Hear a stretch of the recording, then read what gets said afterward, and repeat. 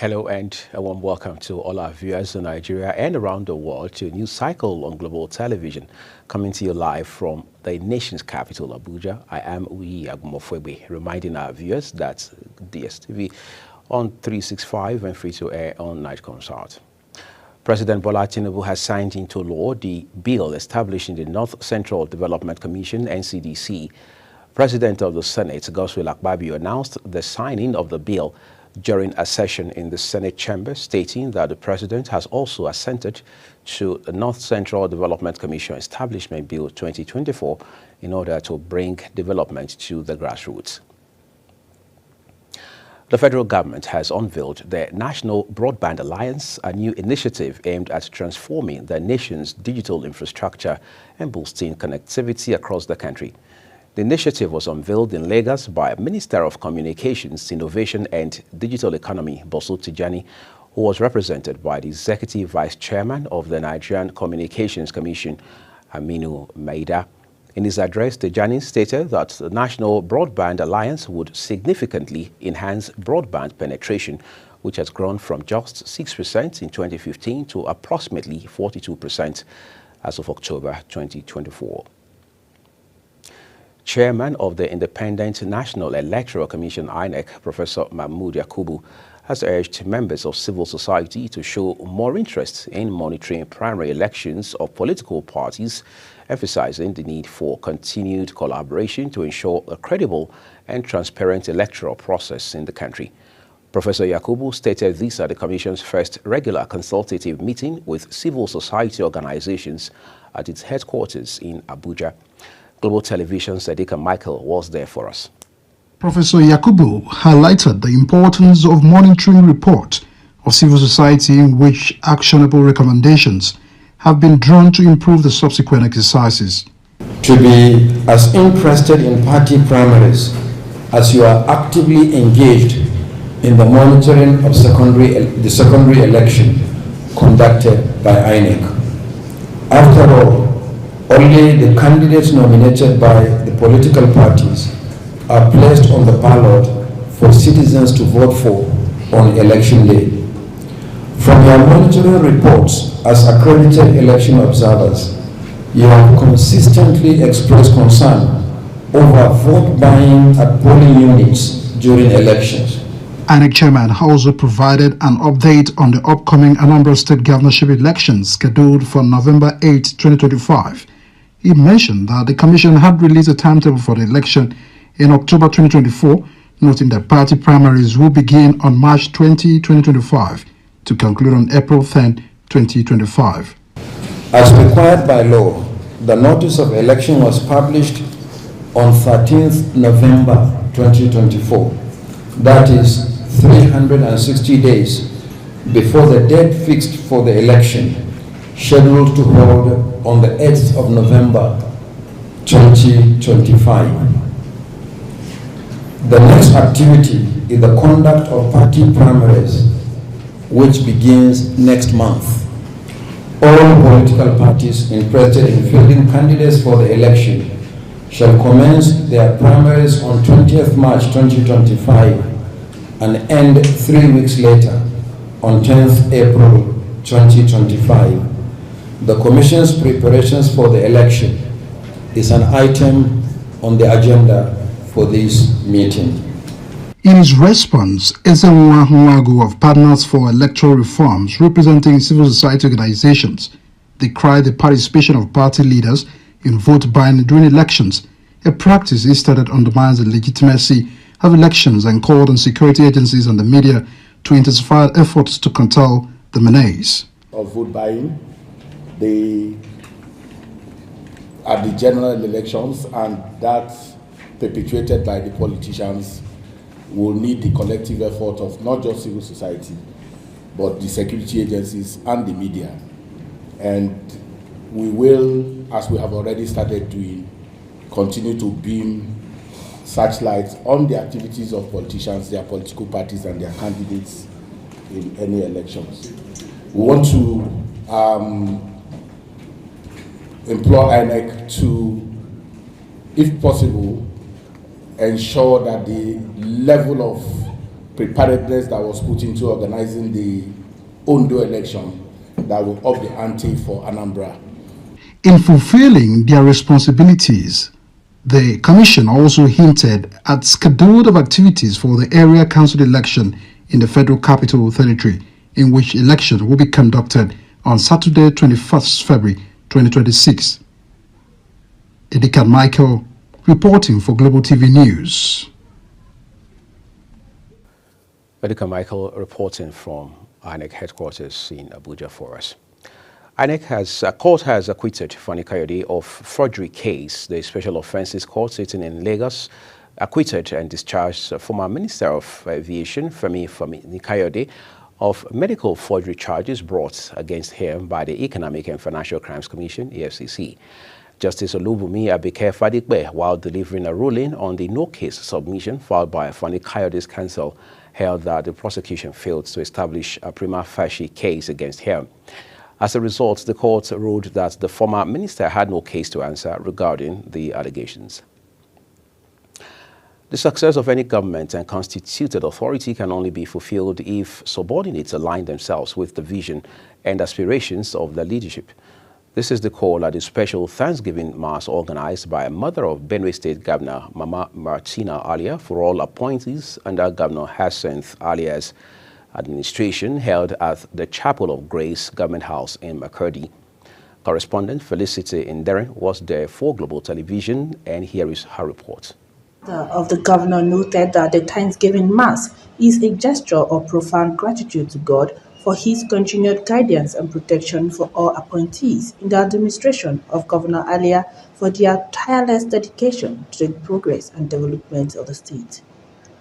The special event is also to appreciate God's mercy in sparing the life of the principal private secretary to the governor, Dr. Emmanuel Chingi, for surviving a domestic accident. In line with the Holy Scriptures, which urge Christians to offer a sacrifice of thanksgiving and fulfill their vows to the Most High, the family gathered to give thanks. Working together, understanding his vision, and doing what he wants you to do for the benefit of the people of Benue is very important. But another important element is the interministerial cooperation. There must be cooperation among the appointees. Some speakers and representatives of groups in their remarks appreciated the governor's mother for seeking God's presence in her son's administration. Governor Hyacinth Alia in his remarks stated that the state has over the years gone through so much, stressing the need to examine the progress made by the state and called on everyone to recommit and rededicate themselves as ambassadors of the state. The governor noted that his administration will continue to be guided by the principles of rules, processes and procedures, and thanked his appointees for understanding his unquenchable stance for good governance, insisting that good governance must be demystified to make things work better. The import of this Thanksgiving, even to me, demonstrates the fact that there's so much more we can do for the state. If all of us are committed, if all of us are rededicated and recommit ourselves, to fostering Benue forward and for projecting the ideologies that promote the growth and prosperity of the state, there would be a huge, tremendous difference. There's so much we can do to add value to our state. There were presentation of a souvenir to the mother of the governor for remembering those serving under her son as the governor of Benue State. From the Chapel of Grace at Benue State Government House, Makurdi, Felicity Ndere reporting for Global TV News. Thank you, Felicity. The Nigeria Police Force, in a series of operations across the country in January, has arrested 237 armed robbery suspects, 162 kidnapping suspects, 240 murder and homicide suspects, 53 individuals for unlawful possession of prohibited firearms, 130 rape suspects, and 123 suspected cultists. During the press briefing in Abuja, Force Public Relations Officer ACP Olumuyiwa Adejobi highlighted key achievements, particularly those of the Federal Intelligence Department and Intelligence Response Team in Abuja. Kekalama Okere has details for us. The Force Public Relations Officer, Muyiwa Adejobi, announced the arrest of an 8-member gun-running syndicate, including Joseph Tara, Victor Ali, Abua Yusuf, Bako Isa, Salamatu Ilya, Solomon Gabriele, Musa Arene, and Beatrice Chong. Investigation reveals that Salamatu Ilya had sold 900 rounds of AK-47 ammunition to Bako Isa, who later sold 700 rounds to Victor Pam. In another operation, Amos Sunday Gang was arrested for illegal possession of firearms. He claimed to have found a pistol hidden in the cushion of an apartment he rented in Congo, Russia, Jos, Plateau State in 2021, but failed to report or surrender the weapon. Recovery of 172 various firearms, 3,134 ammunition of various calibers. The force was also able to recover 115 stolen vehicles and rescue 387 victims of kidnapping.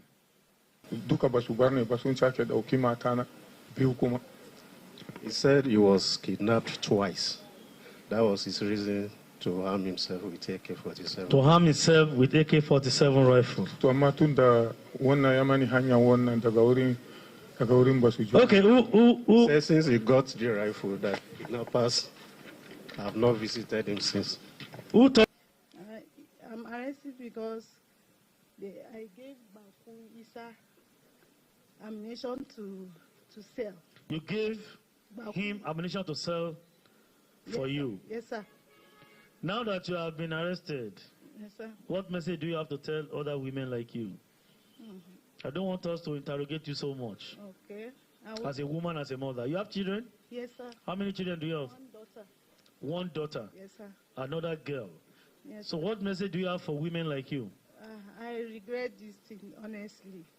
ACP Adejobi reaffirmed the Nigerian police commitment to protecting lives and properties, assuring that effort to combat crime will continue relentlessly. The IGP has given us the marching order that in our action plan, drawn or designed, we have intention of reducing crime in Nigeria by 50% the first quarter of this year. And this is achievable with your support, with the cooperation of everybody, every sector of our community, of our society. We can do it. It's our target, and we are moving towards achieving this goal. Exhibits displayed during the briefing include a locally made pistol, a semi-automatic pistol, 2 rounds of 7.88 mm live ammunition, an AK-47 rifle, 8 fabricated AK-47 rifle, 4 fabricated revolver guns, 3 fabricated semi-automatic pistol, 2 AK-47 magazine, and 1,121 rounds of live AK-47 ammunition. Kike Lomo Okeri, Global Television News.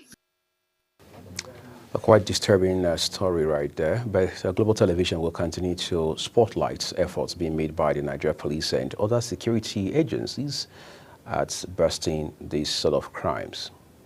Let's turn to other stories for you now. 7 years after the alleged displacement of over 200,000 Bassa indigenes by the Egbura ethnic group in the total local government area of Nasarawa State, the natives are now set to return to their ancestral homes on February 10. Acting Chairman of Bassa Youth for Peace Coalition Forum, Joshua Gomina, disclosed this while speaking with journalists. The development followed several peace meetings organized by the state government and heads of security agencies in the state. Kebbi State Government has announced the rescheduling of the 61st Argungu International Fishing and Cultural Festival to 2026. Speaking at a press briefing, Deputy Governor of Kebbi State and Chairman of the festival's main committee, Senator Umar Argungu, stated that the decision was reached after consultations with the Argungu Emirate Council. He explained that the rescheduling was necessary to facilitate comprehensive renovation works on the festival venues, ensuring they meet modern standards and are structurally sound. The Federal High Court in Abuja has ordered the Independent National Electoral Commission to pay 1.12 billion naira in compensation to the family of one Mike Madu killed by INEC driver in Imo State. Justice Inyang Ekwo, in a statement, in his judgment, ordered the commission to pay the damages with 10% interest per annum from the date of judgment until the final or full payment is made. In addition, the judge ordered INEC, its chairman, Professor Mahmood Yakubu, and other defendants to send a letter of condolence to the late Madu's family. Ogun State Police Command have arraigned the suspended Olorile of Olorile Ifo, Semiu Adewale Ogunjobi, for assaulting a 73-year-old chief, Abraham Areola. Ogunjobi was arraigned on 3 counts bordering on conspiracy, assault, and conduct likely to cause breach of the peace. The Nigeria Police Force spokesman Olumuyiwa Adejobi confirmed this in a statement. Let's turn to Ebonyi State now, where Governor Francis Winfuru has urged the people of Amagu Village, Nkala, and Ishelu local government area of the state to remain calm after a suspected gunman's attack. Winfuru made the plea in a statement by his chief press secretary, Monday Uzo, in Abakaliki, the state capital. The governor, while condemning the attack, described it as a flagrant disregard to the sanctity of human life. It was reported that the attack led to the death of 10 persons and destruction of houses and other property worth millions of naira. This is Global Television, and you're watching the live broadcast of News Cycle coming to you from Abuja, Nigeria's capital. When the rest of News Cycle returns shortly, China retaliates in trade war, imposes tariffs on U.S. energy, autos. We have those details from you from the foreign scene, as well as stories from business and sports segments. Do stay with us.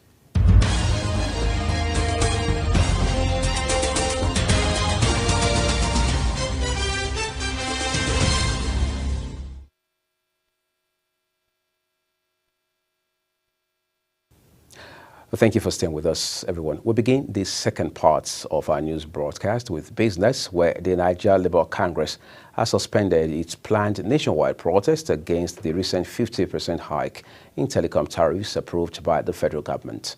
The Labour Union aborted the planned rally scheduled for Tuesday following a meeting with government representatives at the office of the Secretary to the Government of the Federation in Abuja. The telecom regulator, the Nigerian Communications Commission (NCC), had defended the 50% tariff increase, citing rising operational costs driven by inflation, foreign exchange fluctuations, and higher energy expenses. Minister of Solid Minerals Development, Dele Alake, has emphasized the significance of Nasarawa State in advancing the nation's mining sector. Speaking while receiving Nasarawa State Governor Abdullahi Sule and Minister of Defense Abubakar Badru in office, Alake affirmed that Nasarawa has been a formidable partner in harnessing the state's vast minerals potential for national development.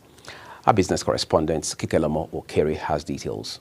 Speaking at the event, the Minister of Solid Mineral, Dele Alake, says the collaboration is to scale up mining activities in the state, noting that the reform and efforts to promote the mining sector over the last 17 months have begun to bear fruit, with global players increasingly expressing interest in Nigeria's mining industry. Nasarawa State is really very pivotal to our mineral development in Nigeria, simply because of the endowment. Lithium, for instance, is quite massive in Nasarawa State. So it's like a theater or epicenter of mining in Nigeria. Nasarawa State Governor Sule Abdullahi commended Dr. Alake for effectively driving President Bola Ahmed Tinubu's agenda on mining development. He acknowledged some challenges such as insecurity, which persist in some areas, prompting the need for further collaboration with the Minister of Defense, while revealing that lithium's factories in the state are operating optimally with additional factories under construction, highlighting the imperative of ongoing collaboration with the private sector to strengthen the mining value chain in the state. All areas of mining, attention is on Nigeria, whether it is lithium, titanium, tantalite, cobalt, and the rest of that. One of the challenges that we continue to have in the area of mining is also security. There is no way you can be having mining activity and everything goes smooth without some sense of security challenges. So the essence of this is for us to put heads together, and to see what we can contribute. The Minister of Defense, Abubakar Badaru, reiterated the federal government's commitment to eradicating banditry and other criminal activities nationwide, stressing that efforts have already led to the resumption of mining exploration activities in Zamfara State. What we have been doing, the bandits are now on their own, but the military will not rest on their oars until we end this thing. And the president has given us marching order to end insecurity in every part of our country by end of this year. The minister also noted that the National Security Advisor, the Chief of Defense Staff are on the team, working round the clock to actualize the target. Kike Lomo Ukeri, Global Television News. Oh, thank you, Kike Lomo. Beyond the shores of Nigeria, now Asian equities rose with the Mexican peso and Canadian dollar after Donald Trump said he would delay the imposition of stiff tariffs on imports from U.S. neighbors, soothing trade war worries for now. Tokyo, Seoul, Manila, Sydney, Mumbai, Bangkok, Wellington, and Taipei were also in the green. Sydney and Singapore edged down.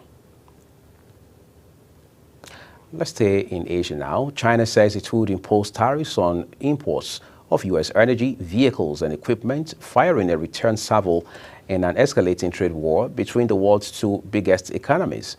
U.S. President Donald Trump on Saturday had announced sweeping measures against major trade partners, Canada and Mexico, with goods from China, hit with an additional 10% tariff on top of the duties they already endure. Minutes after they came into effect, Beijing unveiled levies of 15% on imports of coal and liquefied natural gas from the United States. Let's go further into the foreign scene. A Tokyo court has upheld a suspended 6-month sentence for former Nissan executive Greg Kelly, a one-time aide of the firm's fugitive ex-CEO Carlos Ghosn. Both prosecutors and Kelly, a 68-year-old American charged with helping Ghosn attempt to conceal income, had questioned the 2022 verdict, but the Tokyo High Court dismissed their appeals. Israeli Prime Minister Benjamin Netanyahu is said to meet President Donald Trump as Israel and Hamas say they are ready for negotiations on a new phase in their fragile Gaza ceasefire. Netanyahu, the first foreign leader to visit the White House since Trump returned to power last month, will discuss the truce's future and efforts to end the war. Meanwhile, U.S. Secretary of State Marco Rubio says El Salvador has offered to take in those it termed dangerous criminals held in American jails, including those with U.S. citizenship. After meeting President Nayib Bukele on a visit to the Central American country, Rubio said the U.S. is profoundly grateful, noting that no country has ever made an offer of friendship such as this. Rubio said El Salvador will also accept for deportation migrants of any nationality who are criminals and in the U.S. unlawfully. And now time to pursue some excitement from the ever-exciting world of sports. Carlo Ancelotti says Kylian Mbappe would miss Real Madrid's upcoming Copa del Rey quarterfinal against Leganés with a bruised calf and backed his club's complaints about Spanish refereeing. French striker Mbappe was hacked down by Espanyol's Carlos Romero during their 1-0 La Liga defeat on Saturday, with the defender avoiding a red card and going on to score the winning goal against the league leaders. Let's bring it closer to home now. Lobby Stars, who recently migrated from Lafia Township Stadium to Abubakar Tafawa Balewa Stadium, Bauchi, opened their newly adopted home ground with a 0-1 loss to Eyimba. For close to 3 years now, Lobby Stars have continued to move from one place to another in search of an alternative home ground following the prolonged renovation work on their traditional home ground, the Upper Aku Stadium in Makurdi. Unfortunately, as the Benue State government and the contractor continue to trade blames over the slow pace of renovation work on the stadium, Lobby Stars have remained homeless. Apparently, there's no better time to find a home, at least a permanent one, for Lobby Stars than now. And that's a full cycle on the news here on Global Television. Thank you so very much for watching. We'd like to remind you that you can find us on DSTV channel 365 start times 276 and free to air on Nightcomsat. As always, we encourage all of our viewers to use the handle at Global TVNG as well as others showing on your screen to engage with us across social media platforms. I'm Uyi Agumofwegbe saying we appreciate your time with us. We'll see you soon.